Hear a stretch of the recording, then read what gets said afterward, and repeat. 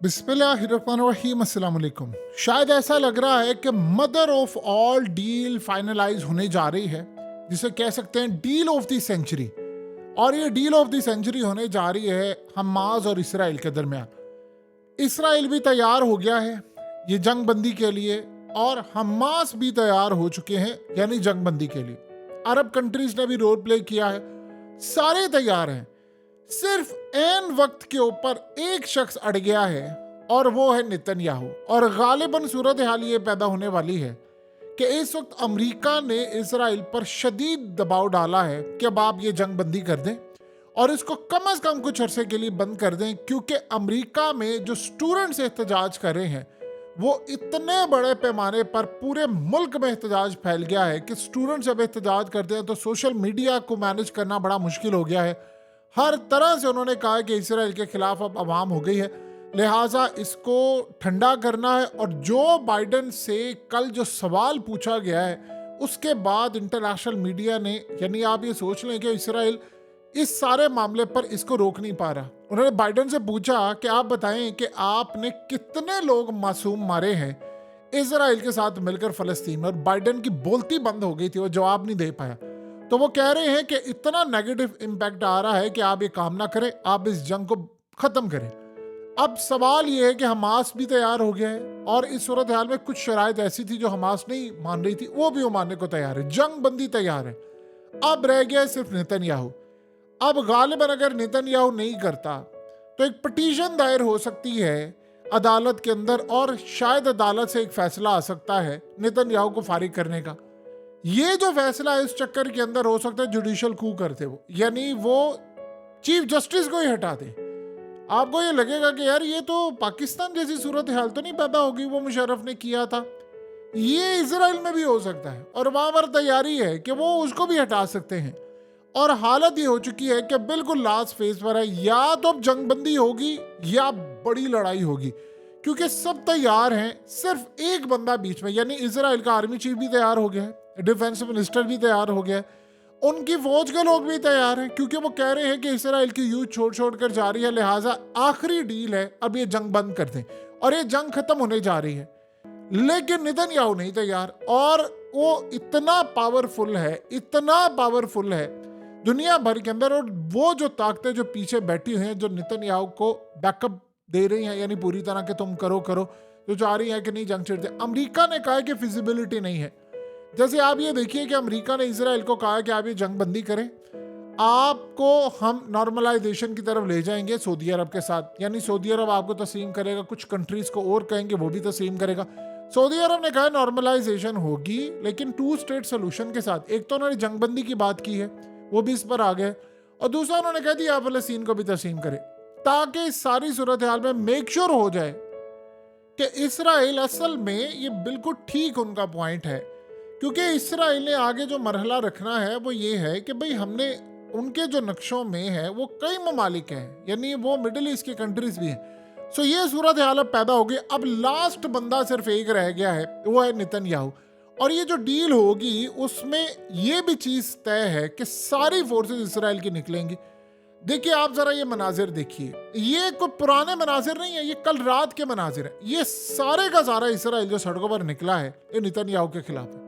और ये क्या करने के लिए निकला है? उसको कह रहे हैं कि तुम निकल यहां से, डील कर और फारिग हो जा। यानी पूरा मुल्क जो इसराइल है, इसराइल पूरा वो चाह रहा डील हो, फौज उनकी चाह रही है डील हो, हमास भी चाह रही है डील हो, अरब कंट्रीज भी चाह रही है डील हो, इवन कि चाइना चाह रहा है, अमेरिका भी चाह रहा है, रूस भी चाह रहा है। सबके अपने अपने मफादात हैं। अमेरिका तो इसलिए चाह रहा है कि भाई वो इंतखाब हो जाए तो फिर आप जो मर्जी करें, हम आपको खुली छूट देंगे। जितनी बाइडन की रेटिंग गिर चुकी है, तारीख में किसी सदर की इतनी रेटिंग नहीं गिरी, इतना अनपॉपुलर नहीं है। देखिए 2 मुल्क के अंदर भयानक तब्दीली आने वाली है अगर बाइडन फारिग हुआ। नंबर 1, एक पाकिस्तान में पूरी उनकी अमेरिका की पॉलिसी बदल जाएगी जो बंदा आने वाला, और इजराइल के अंदर। सो अब जो सूरत हाल है वो सबसे बढ़कर चीजें इंडिकेट ये कर रही हैं कि एक ही बंदा अड़ा हुआ है। अमेरिका ने असल में इनको कहा है कि जो हिजबुल्लाह के पास डिफेंस सिस्टम है वो इतना स्ट्रांग है, इतना ज़्यादा स्ट्रांग है कि इसराइल उसको मैनेज नहीं कर सकता। आपको पता है कि हालिया जो हिजबुल्लाह ने हमले किए मैरून बेस और पता नहीं कौन कौन सी बेसिस पर, उन्होंने इसराइल का कम्युनिकेशन सिस्टम तबाह कर दिया। अब नेतन्याहू इस वक्त जिद पर अड़ गया, मैंने नहीं कर रहा, ताकि वो तकरीबन 1-1.5% पॉपुलर है सिर्फ इस वक्त इसराइल में। अवाम उसके खिलाफ है, डील वो फाइनलाइज नहीं कर रहा। वो कह रहा है कि इस सारी सूरत हाल में जैसा हुआ उसके बाद गिरफ्तारी उसकी शुरू हो जाएगी, जैसे ऑलरेडी आपको पता है अरेस्ट वारंट तो वैसे निकल रहे हैं उन सबके। तो अब ये सारे का सारा मामला है कि एक बंदा रह गया। देखिए, पाकिस्तान से लेकर दुनिया की किसी भी कंट्री के अंदर एक बंदा फैसला नहीं करता, इसराइल में ये करता है। अब इसराइल में उनके पास ऐसी भी सूरत हाल है, देखिए जो लोग इसके साथ बैठे हुए इक़्तिदार में, उनको अगर ये कह दें जी आप अदम एतमाद ले, वो चाहें तो ला सकते हैं, लेकिन वो वहाँ पर सिस्टम जो है वो इस्टेब्लिशमेंट खुद नेतन्याहू खुद एक इस्टेब्लिशमेंट है, यानी फौज इस्टेब्लिशमेंट नहीं है इतनी बड़ी। ठीक है, उनका एक रोल बहुत बड़ा है, लेकिन सिविलियन ज़्यादा फैसले करते हैं। अब यहाँ जो सूरत हाल पैदा हो रही है वो इंडिकेट कर रही है कि इस वक्त एक बंदा सिर्फ रह गया है। इस बंदे के साथ मामला तय हो गया, यानी इसको कर लिया, तो फिर ये जंग खत्म हो जाएगी। और हो सकता है 4 महीने के लिए हो जाए, 2 के लिए हो जाए, कुछ भी हो जाए। असल में फिर उसके बाद जो दास्तान आएगी सामने वो टोटली इसराइल के खिलाफ है। वो दास्तान असल में जो आएगी वो बताएगी कि वहां पर अब मीडिया वाले आएंगे। अब जाहिर सी बात है वहां पर फिर कंस्ट्रक्शन कौन करेगा, ये सबसे बड़ा सवाल हो जाएगा। कंस्ट्रक्शन कौन करेगा? इजरायली कह रहे जी हम $5 अरब से कंस्ट्रक्शन करें, हमने वहां पर रहना है। तो वो गजा के लोग जो कह रहे हैं वो तो कह रहे हैं हमने रहना है, तो वापसी उनकी होना शुरू हो जाएगी, वो घरों में वापस आएंगे। और पूरी दुनिया के अंदर जो NGOs हैं, देखिए मिसाल के तौर पर वहां पर अगर जाकर चाइना ऐलान कर देता जी मैं $2-3 अरब देता हूँ कंस्ट्रक्शन का, रूस ऐलान कर देता मैं $1 अरब देता हूँ, पूरी मुस्लिम उम्मा से चंदे इकट्ठे हो जाते हैं जी आप यहाँ कंस्ट्रक्शन करनी है फलाना, करते करते इनके लिए $20 अरब का पैकेज बन जाता। तो क्या इसराइल ये चाहेगा कि हमने इतनी बड़ी जंग लड़ी, हमने बदनामी मोल ली, फौज हमारी डीमोरलाइज हो गई है, उसके अलावा 15 लाख इजरायली मुल्क छोड़कर चले गए, यूथ डिसअपॉइंट हो चुकी है, स्टॉक मार्केट क्रैश कर गई है, तमाम चीज़ें तबाह हो रही हैं, लोग अब इसराइल छोड़ कर जा रहे हैं, मुस्तकबिल वो यहाँ नहीं देख रहे, तो हमें मिला क्या है? रही बात फ़लस्तीनियों की, तो वो तो ये समझते कि फ़लस्तीनियों को तो हम पहले भी मारते आ रहे थे, गजा के लोगों को अब भी मार दिया, कौन सी बड़ी बात है। उनके लोग ये समझते ठीक है वापस अपने घरों को आएंगे, तो हमें क्या मिला? नेतन्याहू ये समझ रहा है, उसके पीछे बैठी जो ताकतें हैं वो भी यही समझ रही हैं कि नहीं। वो कहता है कि नहीं, मैंने एंड तक जाना है, मैंने नहीं देना इनको, जो मर्जी हो जाए। अगर किसी ने तंग करने की कोशिश की तो वो आर्मी चीफ को भी फारिग कर देगा, ये भी सूरत हाल है, और वो चीफ जस्टिस को भी फारिग कर देगा। देखिए वहां पर हालत ये है कि उसको जब ये लग रहा है, लोग ये कहते हैं कि क्या वो इतना पॉपुलर है, इतना पावरफुल है। पॉपुलर होना अलग बात है, पावरफुल वो बहुत ज्यादा है, यानी इतना वो पावरफुल है कि आप ये देख लें कि अभी तक सारी डील कैंसिल हो रही हैं, सारे मामला कैंसिल होते जा रहे हैं। अमेरिका की हालत क्या है? अमेरिका की हालत इस वक्त ये है कि अमेरिका मुकम्मल तौर पर इस वक्त जकड़ा हुआ है, और वो कह रहा है कि नहीं तुम ये करो, तुम ये फाइनलाइज करो, तुम इसको 4-5 महीने गुजारो, 5-6 महीने गुजारो, इसको गुजारो, इसको आगे लेकर जाओ। वो कह रहा है कि एक दफ़ा ये रुक गई तो उसके बाद मैं ये काम नहीं कर पाऊंगा, हम नहीं जीत पाएंगे। सो अब हालत ये हो चुकी है कि एक चीज़ आप ज़हन में रखिएगा, एक दफ़ा ये रुक गए। असल में साथ अमेरिका एक डील उसको कह रहा है, वो कह रहा है कि देखो तुम ये जंग करोगे तो मुझे कोई भी मिडिल ईस्ट के अंदर फौजी अड्डे नहीं मिले, बल्कि मुझसे फारिग किया जा रहा है कि इसको निकालो, बहुत सारे ममालिक ने कह दिया है। तो यहाँ पर अगर हम जंग करेंगे तो हमारी शिकस्त ज़्यादातर होगी, तो आप ये काम क्यों करना चाह रहे हैं? आप बेहतर ये है कि हमें इसके बाद नॉर्मलाइजेशन की तरफ जाना चाहिए, उन ममालिक कई ममालिक के साथ मामला तय करने चाहिए, कुछ के साथ एग्रीमेंट करना चाहिए, ताकि कल को पहले, अब इस वक्त को कोई लड़ने को तैयार नहीं है, लेकिन अगर ये 4-5 महीने का इसमें गैप आ जाता है तो देन हम ये काम करेंगे। वो कह रहे हैं जी नहीं हमारा तो वो जी पेशन गोइयों का टाइम आ गया है, तो वो हमारे पास वक्त थोड़ा, जो भी करना हमने इन चंद दिनों में ही करना है। अब वो वहां पर अड़े हुए हैं, वो कह रहे नहीं हमने नहीं करना। एक बंदा इस वक्त अड़ गया है और नेतन्याहू को क्लियरली कह दिया है, जो उसके इत्तेहादी है, उन्होंने कहा आपने डील स्ट्राइक की तो इमीडिएटली हम हुकूमत से अलग हो जाएंगे, 24 घंटे से कम में आपकी गवर्नमेंट चली जाएगी, आप घर में जाएंगे, और चले जाएंगे तो केस चले हुए हैं। आपको पता है कि इस वक्त इजराइल की जुडिशरी में उसने अप्लाई किया है कि मुझे इस्तिस्ना हासिल है, इसकी गिरफ्तारी होने वाली है नेतन्याहू की। अगर जैसे ही वो ओहदे से हटेगा तो फिर ये फारिग हो जाएगा, फिर इसको गिरफ्तार करना है, क्योंकि इसराइल में अवाम इसको शदीद नापसंद करती है। मिलिट्री के अंदर भी ये बंदा नापसंद किया जा रहा है। देखिए पहले मिलिट्री ने शुरुआत की, अब जब इन्वेस्टिगेशन होगी तो पता चलेगा कि नेतन्याहू और ये कौन कौन से लोग सामने आएंगे और कौन कौन से मिले हुए थे, किसने क्या काम किया। यही एक वजह है जो इस वक्त इसको लेकर डूबने वाली है और उसको शदीद इस वक्त गुस्सा चढ़ रहा है कि भाई मैं क्या करूं, मैं कहां पर जाऊं। सो लिहाजा अब हालत ये है कि इस वक्त पुश कर, देखिए अगर ये जंग नहीं रुकती तो याद रखिएगा फिर इन्होंने एक और प्लान किया कि हमास का जो हेडक्वार्टर है वो कतर से मुंतकिल कर दिया जाए। अगर वो कतर से मुंतकिल होता है तो फिर याद रहे कि वो फिर रूस में चला जाएगा। फिर रूस के साथ डील करना, फिर आपको पता है कि पुतिन जब डील करेगा वो तो फिर अपने तरीके से डील करेगा, उसने तो बदला भी लेना है अभी। तो इस वक्त हालत ये है कि पूरे वर्ल्ड में जो स्टूडेंट्स हैं वो सड़कों पर आ गए हैं। सो अब सिर्फ नेतन्याहू रह गया है, इस बंदे को वो काबू नहीं कर पा रहे। सोचे इस बंदे की ताकत जो है वो इंटरनेशनल सतह पर कितनी ज्यादा है कि कोई इसको इस वक्त हटा नहीं पा रहा। यानी बाइडन से ज्यादा ये बंदा ताकतवर है। वो क्या औकात है उसकी कि उसने कहा जी हम ये कर देंगे, वो कर देंगे, रफा ऑपरेशन। उसने कहा तुम हथियार ना दो, मैं देखता हूं तुम्हें क्या करूंगा मैं। देखिए रूस के मीडिया में ये बात क्लियर हो गई, उन्होंने कहा जी इसराइल ने डील नहीं करनी। वो बड़ी अच्छी तरह समझते हैं इसको, वो उनकी नफ से वाकिफ है, वहां पर लाखों के हिसाब से रूसी है। तो वो कह रहे हैं हमें बहुत अच्छी तरह अंदाजा है कि इन्होंने डील नहीं करनी और इन्होंने लड़ाई करनी है। सो अगर ये लड़ाई होती है तो वो भी लड़ने के लिए तैयार है। अब अगला मरहला जो आने वाला है वो है इन सबको एयर डिफेंस सिस्टम देना और पहुंचाना।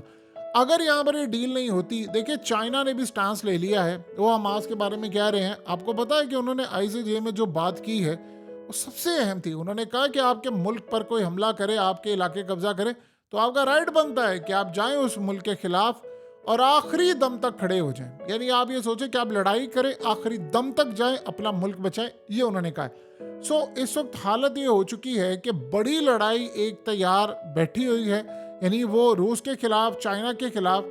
और सबसे बढ़कर अब इसराइल काम क्या कर रहा है कि जी वो असल में हम यहाँ पर पावर शेयरिंग फार्मूला रखेंगे। यानी वो क्या चाह रहे हैं, वो ये चाह रहे हैं कि हमास की जगह हम यहाँ पर किसी भी पपिट को रख दें, वो यहाँ पर गवर्नमेंट करे, हम कंस्ट्रक्शन करें और हमारे लोग रहें हुकूमत। आप देखें जरा प्लान क्या है नेतन्याहू का कि किसी भी यानी फलस्तीन के अंदर कोई महमूद अब्बास टाइप आ जाए या कोई और बंदा आ जाए वो, या फिर हम यूनाइटेड नेशन के अंदर किसी को भी कह दें कि भाई वहां पर आकर हुकूमत कर ले, कंस्ट्रक्शन हम करेंगे, लोग हमारे रहेंगे आकर। तो यानी सीधा सीधा आपका वही मामला है कि आपने लड़ाई रोकनी है या नहीं रोकनी। इन्होंने नहीं रोकनी। सो अब हालत ये हो चुकी है कि सारे थक गए हैं और बार बार डील करके तैयार है। देखिए एक चीज ध्यान में रखिएगा, जब आप सारी डील कैंसिल कर लें, सारे मामला खराब हो जाए कि ठीक है यार डील नहीं हो रही है, फाइनलाइज नहीं हो रहा, ये नहीं हो रहा, वो नहीं हो रहा, तो मेरी याद रखिएगा एक ही आखिरी सूरत हाल बचती होती है। हमेशा याद रखिए कि एक सूरत हाल बचती है और वो आखिरी सूरत हाल ये होती है कि ठीक है अब सारे खत्म हो गए, अब जंग होगी। अब वो जो जंग होगी फिर उसमें सारे ममालिक अपना अपना काम करेंगे। देखिए जिस तरह जॉर्डन की सूरत हाल है, बहुत सारे लोग शायद ये नहीं जानते कि जो जॉर्डन का किंग है उसके जो वालिद थे उन्होंने उस वक्त जो ऑटोमन एम्पायर थी यानी जो सल्तनत उस्मानिया थी उसके खिलाफ जाकर बरतानिया के साथ मिलकर लड़ाई की थी। फिर इनको जॉर्डन दिया गया था। ये जॉर्डन नहीं था, ये तो उस समय फलस्तीन का हिस्सा था। फिर उन्होंने बदले में इनको दिया, इनके बेटे को शाम के अंदर हुकूमत दी। तो अब वो उनकी नस्ल दर नस्ल इसराइल की हिफाजत करती आ रही है।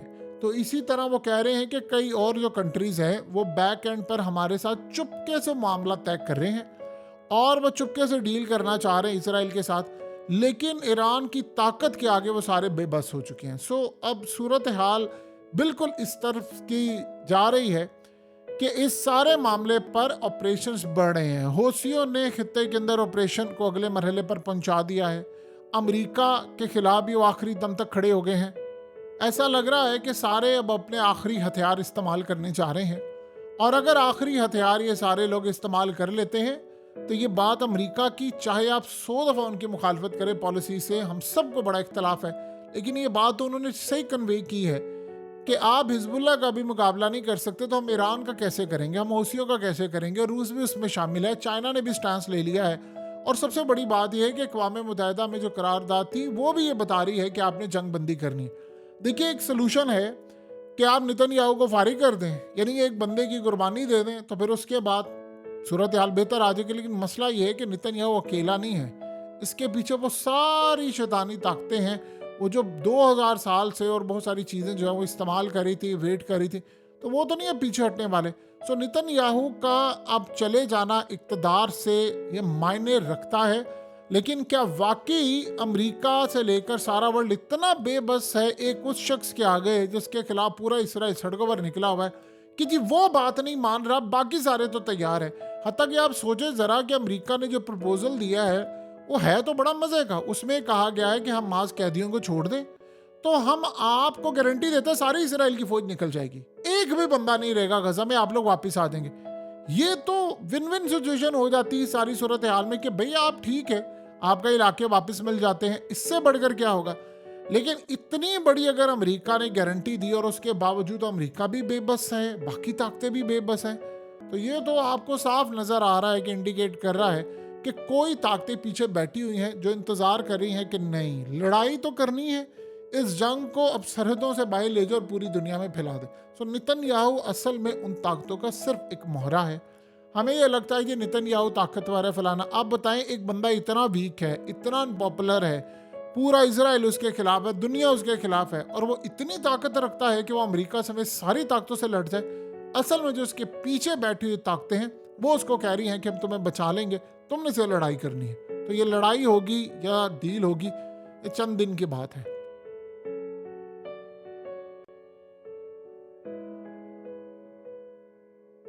हकीकत टीवी को सब्सक्राइब करना मत भूलें, वीडियो को लाइक करें, शेयर करें और कमेंट सेक्शन में अपनी राय का इजहार ज़रूर करें।